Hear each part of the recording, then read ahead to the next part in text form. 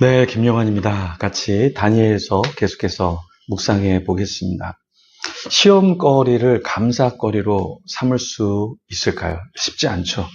인생에서 쓴맛을 보고 있는데 정말 답이 안 보이는 상황 가운데 있는데 그것을 승화시켜서 감사거리로 고백한다. 네, 정말 어렵습니다. 그런데 다니엘은 그 시험거리를 감사거리로 하나님 앞에 올려드렸잖아요.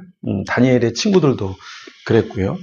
근데 우리는 왜 오늘날 하나님 앞에 감사하지 못할까요? 왜 우리가 기적이 없는 신앙생활을 할까요? 많은 사람들이 하나님을 사랑합니다 라고 말하지만 정말 이거를 하나님께 기도했을 때, 내가 이렇게 하나님께 나아갔을 때 기적을 맛볼 수 있을까?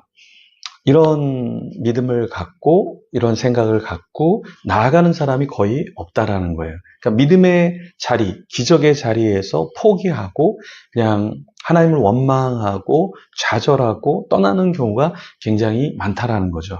다니엘도 역시 어떤 상황 가운데 있었습니까? 다니엘서 6장 10절에 보면 다니엘이 이 조서에 어인이 찍힌 것을 알고도 전에 하던 대로 무릎을 꿇고 기도하며 그 하나님께 감사하였더라.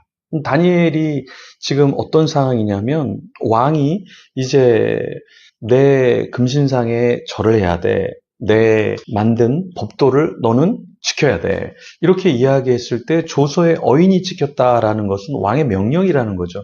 근데 그 명령에도 불구하고 하나님 앞에 자기의 신앙을 포기할 수 없었던 거죠. 그랬을 때 다니엘은 죽음을 맞이할 수밖에 없는 상황이었는데요. 그럼에도 불구하고 내가 죽으면 죽으리라. 그 마음을 갖고 하나님 앞에 나아갔던 것이죠. 그랬을 때 다니엘은 간증, 주님이 자신을 살려주신 것을 경험하게 되었죠. 다니엘은 어떤 사람이라고 우리가 어제 살펴봤죠? 6장 3절에 보면 마음이 민첩하여 총리들과 방백들 위에 뛰어났다. 그러니까 마음이 민첩하다라는 것은 피할 때 빨리 피했다라는 게 아니라 하나님 앞에 민감하게 반응해서 나아갔다라는 것이잖아요.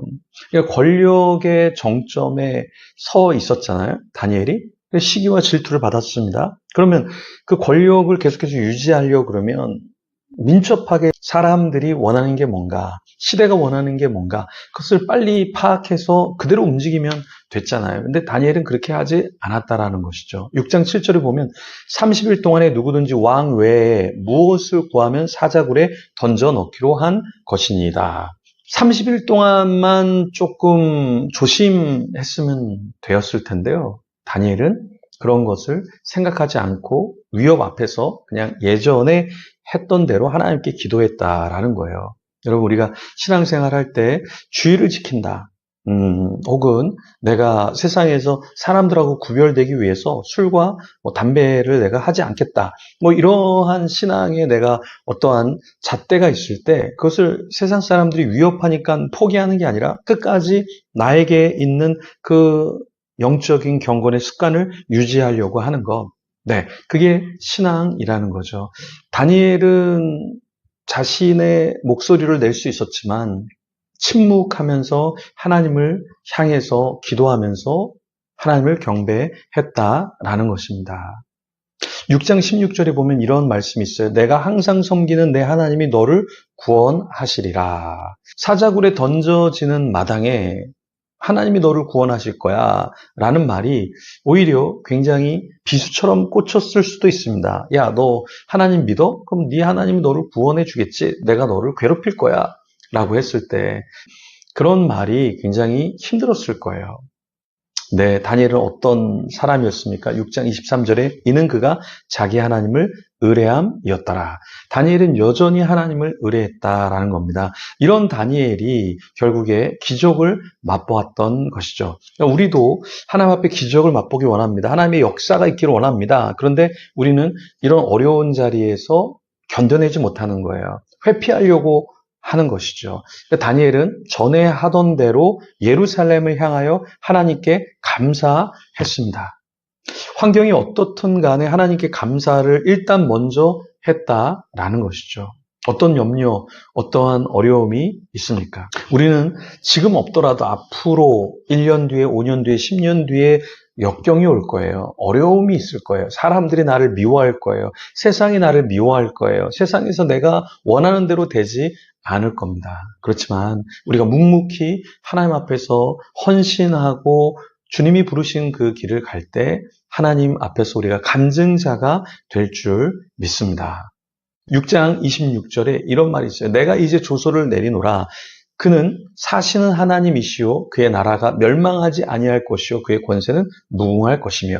다니엘이 뜻을 굽히지 않고 사자굴에 들어가서도 생존했을 때 그 왕이 하나님이 그를 지키시는 것을 깨우치고 뭐라고 얘기합니까? 그는 사시는 하나님이시오라고 고백을 하죠. 우리도 마찬가지입니다. 우리가 신앙을 지키고 어려움을 당할 때 사람들은 다 볼 거예요. 야, 저 사람 진짜 견뎌낼 수 있을까? 저 사람 진짜 하나님을 신뢰할 수 있을까? 우리가 어려움 속에서, 역경 속에서 하나님만 바라기를 할 때 세상 사람들도 하나님을 인정한다라는 것이죠. 그래서 우리는 어떻게 해야 됩니까? 우리 가운데 믿음이 있는가? 또 시험 가운데서, 어려움 가운데서 우리 자신을 주님의 사람으로 확증하는 것이 필요하다라는 것이죠. 고린도후서 13장 5절에 이렇게 말합니다. 너희가 믿음에 있는가? 너희 자신을 시험하고 너희 자신을 확증하라. 어려움이 있을 때 우리 믿음이 있는가? 우리 자신을 돌아보고 확증하는 가운데 우리뿐만 아니라 우리 주위의 사람들도 그래, 하나님 살아계시구나. 저 사람이 믿는 하나님 나도 믿어보자. 저 사람이 믿는 하나님 나도 한번 찬양해보자. 의지해보자. 이런 흐름이 있으면 얼마나 좋을까요? 우리가 전도를 할 때 전도 축제에 잠깐만 와주세요. 선물 드리니까 이렇게 전도하는 것도 좋지만 일상생활에서 하나님을 의지하면서 하나님을 드러내는 가운데 나도 저 사람이 믿는 하나님 믿고 싶다. 그런 가운데서 신앙인으로 오는 한 사람 한 사람을 목도하기를 소망합니다. 그런 저와 여러분이 되기를 소망합니다. 이 시간에 어떤 어려움이 있더라도 견뎌낼 수 있도록 기도하고요. 또 하나님을 드러내는 자 되도록 우리와 우리 공동체 식구들, 사랑하는 사람들이 그런 사람이 되도록 같이 기도하며 나아가겠습니다.